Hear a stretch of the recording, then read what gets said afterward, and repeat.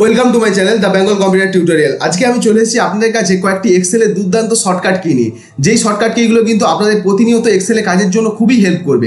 তো এই শর্টকাটগুলো কিন্তু তাই আপনাদের কাছে খুবই গুরুত্বপূর্ণ হতে চলেছে। এইগুলো ব্যবহার করে কিন্তু আপনারা অনেক জটিল জটিল কাজকে কিন্তু খুব সহজেই করে নিতে পারবেন। তো কি সেই শর্টকাটগুলো, তো চলুন দেখে নেওয়া যাক। তো যারা আপনাদের চ্যানেলে নতুন ভিডিও দেখছেন অবশ্যই চ্যানেলটিকে সাবস্ক্রাইব করে পাশে থাকবেন, এবং যদি ভিডিওটি ভালো লাগে থাকে তবে অবশ্যই ভিডিওটিকে লাইক করবেন। তো দেখতে পাচ্ছেন আমি বর্তমানে ডেস্কটপ স্ক্রিনে রয়েছি। এরপরে আমরা প্রথমে এখানে আমি একটা এক্সেলের পেজ ওপেন করে রেখেছি। তো এবার আমাদের কাজ হবে, ফার্স্ট হচ্ছে আপনাদের এক্সেলে কীভাবে এই যে এক্সেল সিটের ডেটা রয়েছে, এখানে প্রচুর ডেটা রয়েছে, তো এই ডেটাগুলোকে কীভাবে আপনাদের সিলেক্ট করতে হয় সেটা দেখাবো। তো এর জন্য দেখতে পাচ্ছেন বর্তমানে এখানে লেখা আছে সেলস ইন জানুয়ারি ফেব্রুয়ারি, এভাবে করে সেলস রিপোর্ট দেওয়া আছে। এবার আপনারা যদি এই ডেটাগুলোকে সিলেক্ট করতে চান, যেমন সেলস ইন জানুয়ারি, তাহলে আপনারা কি করবেন, এই যে বি যে কলামটা রয়েছে, এই বি কলাম হেডে ক্লিক করলে কলামটা সিলেক্ট হয়ে যায় টোটাল ডেটাটা। তো এটা এর ফলে কি হয়, টোটাল আপনার যা ডেটা আছে সব কিন্তু একসঙ্গে সিলেক্ট হয়ে যায়, তো এখানে কলাম হেডে ক্লিক করলে। কিন্তু এর সঙ্গে আপনাকে যদি বলা হয় যে এই জন্য এই পজিশন থেকে বাকিটা নিচের দিকটা সিলেক্ট করতে, হয়তো মিডিল সেন্টার থেকে বলা হলো বাকি নিচেরটা বা উপরেরটা সিলেক্ট করতে, তখন কিন্তু আপনি এইভাবে করতে পারবেন না। তো এর জন্য আপনাকে কি করতে হয়, মাউসে লেফট ক্লিক করে এইভাবে স্ক্রল করে করে সিলেক্ট করতে হয়। তো এতে আপনার অনেক সময় লাগে, তো এবং ভুল হতেও পারে। তো এর জন্য আপনারা কি করবেন, জাস্ট যেখান থেকে সিলেক্টটা করতে চাইছেন সেই সেলে ক্লিক করবেন। এবারে আপনারা কি করবেন, কিবোর্ড থেকে কন্ট্রোল প্লাস শিফট দিয়ে এবার ডাউন অ্যারো প্রেস করলাম, কারণ আমি নিচে কলাম ওয়াইজ সিলেক্ট করব, তাই আমি কি করলাম দেখুন, ডাউন অ্যারো প্রেস করার সঙ্গে সঙ্গে দেখতে পাচ্ছেন দেখুন পুরো একদম শেষ যেখানে যেটা ডেটাটা রয়েছে সেই সেল পর্যন্ত কিন্তু সিলেক্ট হয়ে গেছে। এবার আপনি যদি এভাবে রো ওয়াইজ সিলেক্ট করতে চান, রোটা আমাদের কি হয়, ডান দিকে থাকে। তো এই জন্য আমরা কি করব, সেমভাবে control shift plus right arrow press করব। দেখুন রাইট অ্যারো প্রেস করার ফলে আমার যতটা রাইটের যতগুলো সেলের ডেটা আছে সমস্ত কিন্তু ওই রো ওয়াইজ কিন্তু ডেটাটা সিলেক্ট হয়ে গেল। তো এইভাবে কিন্তু আপনারা যদি রো ওয়াইজ এবং কলাম ওয়াইজ ডেটাকে এইভাবে কন্ট্রোল শিফটে আপ অথবা ডাউন এরো অথবা লেফট রাইট অ্যারো করে কিন্তু আপনারা সিলেক্ট করে নিতে পারবেন। এবার যদি আপনাদের ফুল যদি ডেটাকে সিলেক্ট করার দরকার হয়, তো ফুল ডেটা সিলেক্ট করার জন্য আপনারা কি প্রেস করবেন, কন্ট্রোল প্লাস এ প্রেস করবেন। দেখুন কন্ট্রোল প্লাস এ প্রেস করে দেখুন টোটাল আপনার যা ডেটা রয়েছে এই এক্সেল সিটে টোটালটা কিন্তু সিলেক্ট হয়ে যাবে। তো আপনারা সব সিলেক্ট করার জন্য একসঙ্গে কন্ট্রোল প্লাস এ প্রেস করবেন। তো এরপরে আমাদের পরের শর্টকাট কী রয়েছে সেটা দেখে নেব। তো আমরা ধরুন না এখানে কিছু আমি এখানে এই যে সেলগুলো যেটা কালার করে রেখেছি দেখতে পাচ্ছেন, এখানে কিছু ফর্মুলা দিয়ে আমি দেখুন এখানে সাম ম্যাক্স মিন এইসব ফর্মুলা আমি দিয়ে এটা অ্যাড করে রেখেছি। তো আপনারা যদি এরকম কোনো এক্সেল সিটে যে কী ফর্মুলা ব্যবহার করা হয়েছে, তো আপনি যদি সেটা দেখতে চান, নর্মালি আপনাদের কী করতে, এই ফর্মুলা বারে ক্লিক করে বা যেখানে ফর্মুলা আছে সেই সেলে ক্লিক করে তবেই দেখতে পাবেন। তো এটার আর প্রয়োজন নেই। এর জন্য আপনারা কী প্রেস করবেন, কন্ট্রোল প্রেস করে উপরে দেখবেন ট্রিল একটা বটন আছে, ট্রিল বলতে যেটা ওই যে ওয়ানের বাম দিকে আছে ওই ট্রিলটা প্রেস করবেন। দেখুন ওটা প্রেস করার সঙ্গে সঙ্গেই এবার নিচের দিকে একটু স্ক্রল করে দেখুন, দেখুন আমার যে সেলগুলোকে কিন্তু ফর্মুলা অ্যাপ্লাই করা আছে সেই সমস্ত কিন্তু ফর্মুলাগুলো নিচে সুন্দরভাবে শো করছে। তো আপনি এবার কাজ করতে করতে যেখানে যা কাজ করুন না কেন, তো এই ফর্মুলা কিন্তু নিচে এইভাবেই থেকে যাবে। তো এবার যদি আপনি এইখান থেকে যা ফর্মুলা আপনার দেখার প্রয়োজন দেখে নিলেন, যদি আপনি মনে করেন না এবার আপনি ডেটাটাকে দেখবো আমার ফর্মুলা দেখার প্রয়োজন নেই, আবার সেমভাবে কন্ট্রোল প্রেস করে ট্রিল বাটনটা প্রেস করবেন, তাহলে দেখতে পাচ্ছেন আবার আপনার যেমন ডেটা ছিল সেইভাবে চলে আসবে। তো এবার আমাদের নেক্সট শর্টকাট কী আছে সেটা দেখে নেব।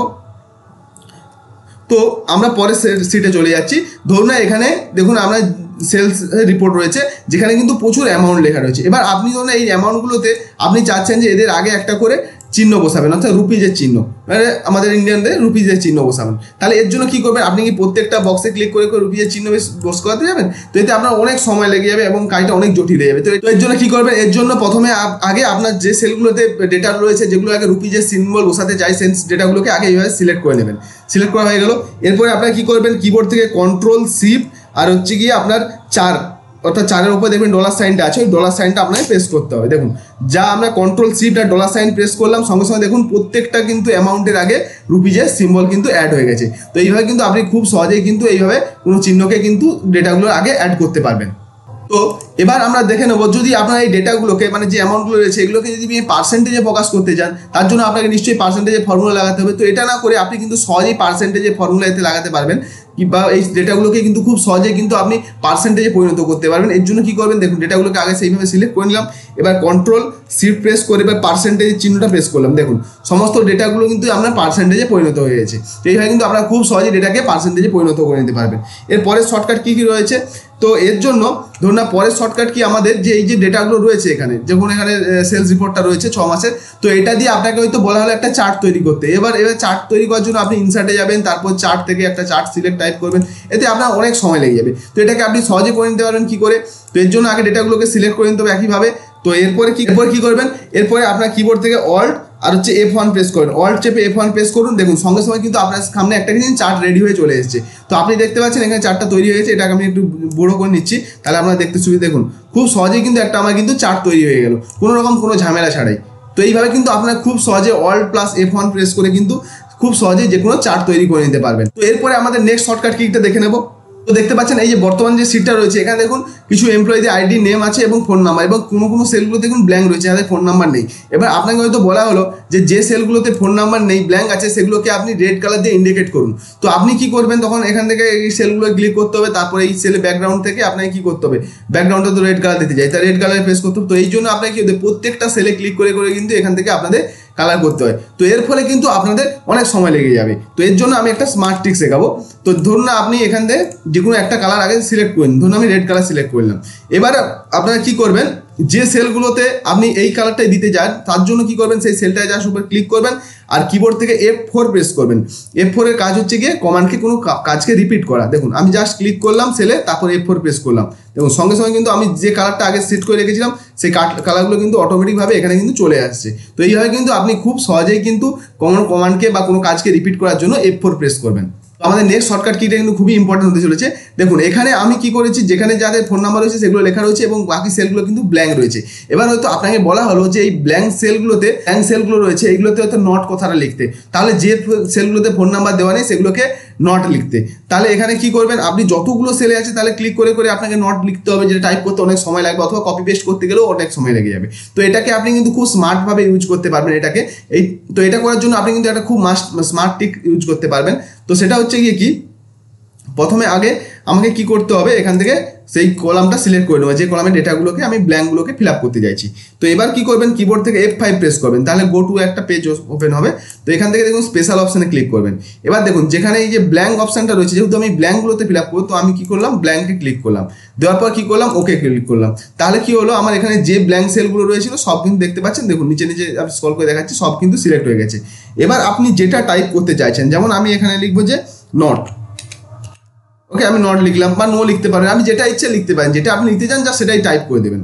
টাইপ করার পর এবার কি করবেন, কন্ট্রোল প্রেস করে এন্টার প্রেস করুন। দেখুন কন্ট্রোল আর এন্টার প্রেস করার সঙ্গে দেখুন যে সেলগুলোতে আমার কিন্তু ব্ল্যাঙ্ক ছিল প্রত্যেকটা কিন্তু দেখুন নট নট নট এটা কিন্তু লেখা হয়েছে। আপনি এবার এইভাবে কিন্তু যে কোনো ব্ল্যাঙ্ক সেলে কিন্তু ডেটা দিয়ে ফিল আপ করতে পারেন, জাস্ট একটা ক্লিক করলেন, এর মাধ্যমে কিন্তু দেখুন সব মানে ব্ল্যাঙ্ক সেলগুলোতে কিন্তু অটোমেটিকভাবে ডেটাটা ফিল আপ হয়ে গেল।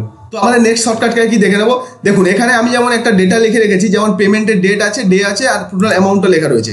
এবার যদি আপনাকে বলা হয় যে এই টোটাল আমার যতটা অ্যামাউন্ট রয়েছে সবগুলোকে যোগ করতে, তো এর জন্য আপনাকে সাম ফাংশন ইউজ করতে হয়, কারণ এর জন্য আপনাকে কিন্তু আর সাম ফাংশন ইউজ করার দরকার নেই। আপনি খুব সহজেই কিন্তু একটা কিবোর্ড শর্টকাটের মাধ্যমে কিন্তু যে কোনো ধরনের টোটাল বা যোগগুলোকে করে নিতে পারবেন। তো কি করবেন, আগে যতগুলো ডেটার যোগ হবে আপনি সেগুলোকে একসঙ্গে সিলেক্ট করে নিন, আর ব্ল্যাঙ্কটাকে অবশ্যই সিলেক্ট করবেন যেটাতে আপনি টোটালটা করতে চাইছেন।